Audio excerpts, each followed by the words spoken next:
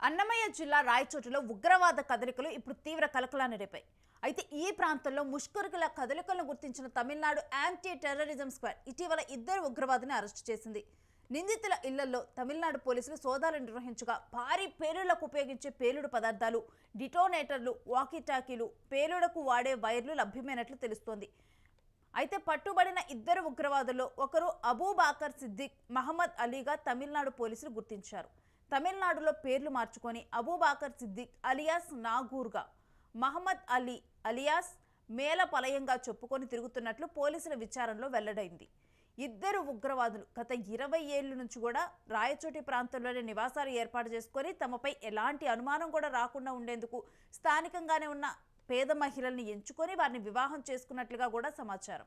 తాజాగా వీరి కదలికలను గుర్తించిన పోలీసులు అదుపులోకి తీసుకొని ఫోన్లు స్వాధీనం చేసుకున్నారు. మొబైల్ ఫోన్లోని డేటా ఆధారంగా ఉగ్ర కదలికలపై పోలీసులు ఆరా తీస్తున్నారు.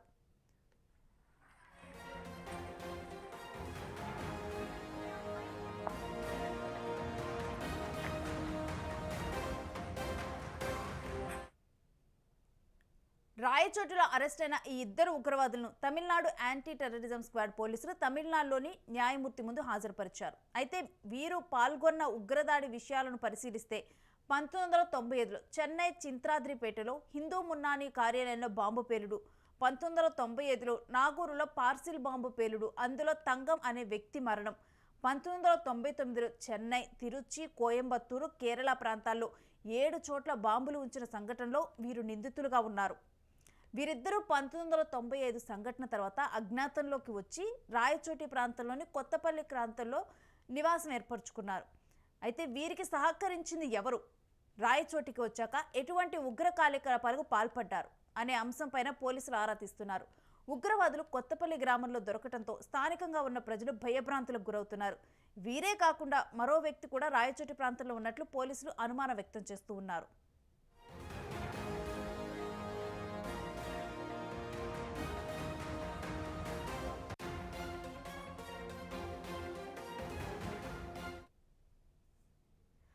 రాయచోటిలో ప్రజెంట్ అయితే ఇద్దరు ఉగ్రవాదులను అరెస్టు చేశారు. అయితే ఈ ఘటన మాత్రం షాక్కి గురి చేసింది. సామాన్యుల మధ్యనే అక్కడే గత 20-30 సంవత్సరాలుగా కూడా 1995లో బాంబు దాడి ఘటన జరిగిన తర్వాత వీళ్ళిద్దరూ కూడా ప్రజెంట్ ఇద్దరిని గుర్తించారు కాబట్టి ఇద్దరని అనుమానిస్తూ ఉన్నారు. కాకపోతే పోలీసులు మరో వ్యక్తి కూడా ఉన్నారు అనే అనుమానం వ్యక్తపరుస్తూ ఉన్నారు. అయితే ఈ ఇద్దరు కూడా వాళ్ళ పేర్లు మార్చుకొని స్థానికంగా తమిళనాడులో ఏవైతే పేర్లు ఉంటాయో ఆ పేర్లను పెట్టుకున్నారు. ఆ పేర్లను పెట్టుకొని అక్కడే స్థానికంగా ఇద్దరు పేద మహిళలను చూసుకొని వాళ్ళని పెళ్లి చేసుకొని వాళ్ళతో కలిసి ఉంటూ వీళ్ళ ఉగ్రవాద కార్యకలాపాలు ఏవైతే ఉన్నాయో వాటిని కొనసాగిస్తూ ఉన్నారు. సో అందుకనే వాళ్ళ దగ్గర ప్రజెంట్ డిటోనేటర్లు ఇవన్నీ కూడా దొరికాయి. సో జనరల్గా కూడా ఎవరో నార్మల్గా మనం చూసినప్పుడు కూడా రెగ్యులర్గా కూడా కొన్ని ప్రాంతాల నుంచి స్థానికంగా వచ్చి స్థిరపడిపోతూ ఉంటారు బతుకు తెరువు కోసం. అక్కడ ఉన్న స్థానికులు సహాయం చేయటం, ఆ తర్వాత కొన్ని సంవత్సరాల తర్వాత వాళ్ళలో ఒకరిలా కలిసిపోవటం ఇవన్నీ కూడా జరుగుతాయి. ఇక్కడ కూడా రాయచోటిలో కూడా అదే జరిగింది. ఆ గ్రామంలో రావటము, ఆ గ్రామానికి అక్కడే ఉన్న మహిళల్ని పెళ్లి చేసుకోవటం, ఆ తరువాత వీళ్ళ ఉగ్రవాద కార్యకలాపాలు ఏవైతే ఉన్నాయో అవి కొనసాగిస్తూ బయట ఎవరికీ తెలియకుండా వేరే వాళ్ళతో అంటే డిటోనేటర్లు కానీ అక్కడ ఉన్న కేబుల్స్ కానీ ఇవన్నీ కొనుక్కొచ్చుకోవటం, ఆ తర్వాత అక్కడ ప్లాన్ చేయటము. ఎందుకంటే తమిళనాడులో జరిగిన ఘటనలో కానీ కేరళలో ఇలా కొన్ని ప్రాంతాల్లో జరిగిన ఘటనలో వీళ్ళిద్దరూ కూడా ఇన్వాల్వ్ అయి ఉన్నట్లుగా కూడా ఇప్పుడు తెలుస్తూ ఉంది. అందుకనే వీళ్ళను కోర్టులో కూడా హాజరుపరిచారు. మరోవైపు వీళ్ళిద్దరే కాకుండా స్థానికంగా మరో వ్యక్తి కూడా అలా స్థిరపడినట్లు, ఇంకొకరు కూడా ఉగ్రవాదులు ఉన్నట్లుగానైతే గుర్తించారు. ఏది ఏమైనప్పటికీ కూడా రాయచోటిలో ఉగ్రవాదులు అలికిడి అనేది కూడా ప్రజెంట్ అక్కడ స్థానికులని భయభ్రాంతులకు గురి చేస్తూ ఉంది. నార్మల్గా రెగ్యులర్గా మన మధ్య తిరిగే మనుషులు ఉగ్రవాదుల అని చెప్పి అందరూ షాక్కి గురవుతున్న సంఘటన చోటు చేసుకుంది. ప్రజెంట్ ఇంత చిన్న గ్రామంలో అంత పెద్ద ఉగ్రవాదులు వచ్చి అంటే వీళ్ళ మధ్య ఉంటూ ఆ తర్వాత కూడా మరికొన్ని ఆపరేషన్స్లో పాల్గొన్నారా అని చెప్పి కూడా ఇప్పుడు అందరూ ఆశ్చర్యపోతూ ఉన్నారు, ఆశ్చర్యాన్ని వ్యక్తం చేస్తూ ఉన్నారు.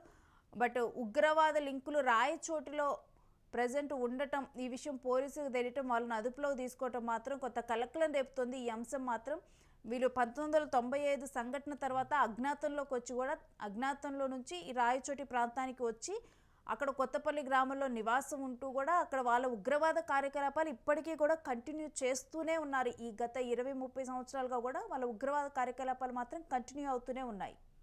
అయితే వీళ్ళు కొన్ని బాంబు పేలుళ్ల కేసులో 1995 తర్వాత కొన్ని బాంబు పేలుళ్ల కేసులో కూడా వీళ్ళు ఉన్నట్లుగా కూడా ఇప్పుడు ప్రజెంట్ గుర్తించారు.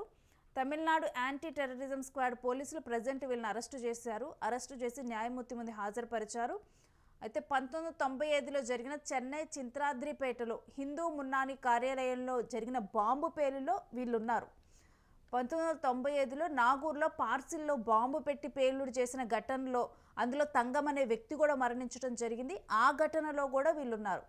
1999లో చెన్నై, తిరుచి, కోయంబత్తూరు, కేరళ ప్రాంతాల్లో ఇలా 7 చోట్ల బాంబులు ఉంచడం జరిగింది. ఈ సంఘటనలో కూడా వీళ్ళు నిందితులుగా ఉన్నారు. అలాంటి ఉగ్రవాదుల్ని ఇప్పుడు రాయచోటిలో అరెస్టు చేయటం అక్కడ స్థానికులను భయభ్రాంతులకు గురి చేస్తుంది.